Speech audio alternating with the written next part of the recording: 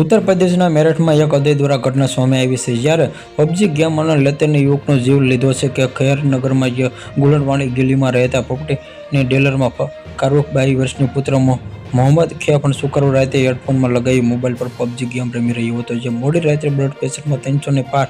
પરિજનો જણાવવા અનુસાર મોડી રાત્રે લગભગ 3 વાગ્યે ગેમ રમતા રમતા ખૈફમાં પલંગ પરથી નીચે પડી ગયો હતો, જે જ્યારે પરિવારજનોને તેને જોઈ કે હોસ્પિટલ લઈ ગયા ત્યારે બ્લડ પ્રેશર 300 ને પાર પહોંચી ગયું હતું, જે ડોક્ટરે તેની ગંભીર હાલત જોતા તેમને તાત્કાલિક દિલ્હીની હોસ્પિટલમાં રેફર કર્યો હતો. જો કે આ 2 દિવસની સારવાર છતાં રવિવારે સવારે ખૈફનું દુઃખદ અવસાન થયું અને જે હતું કે જ્યાં ડોક્ટરે બ્લડ પ્રેશર એથી વધી જ્યારે કારણે મગજની નસ ફાટી મોતનું કારણ જણાવ્યું હતું કે ગેમની લતે કે પરિવારનો ચિરાગનો બોજ આવ્યો. ખૈફનો અને નિતિન પરિવારના શોકનો માહોલ છવાઈ ગયો છે કે કારણ કે તેની પરિવારનો એક માત્ર પુત્ર હતો. એ ખૈફનો જીજા શાહિદે જણાવ્યું કે ખૈફમાં છેલ્લા 4 મહિનાથી મોબાઈલ પર ઓનલાઈન ગેમ રમી રહ્યો શોખીન બની ગયો હતો. અગાઉના લીડ્સ બનાવવામાં આવતો કે પરંતુ બાદમાં તેને પબજીની ગેમ જીવલેણ લત લાગી ગઈ. તેના પિતાને ફારૂકે કહ્યું કે ખૈફ રાતભર મોબાઈલ પર પબજી ગેમ રમતો હતો, જેમાંથી ઘણી વાત મના કરવા છતાં તેમણે માનતો ન હતો. આ ઘટનાને ફરી એકવાર ઓનલાઈન ગેમ્સની ઘાતક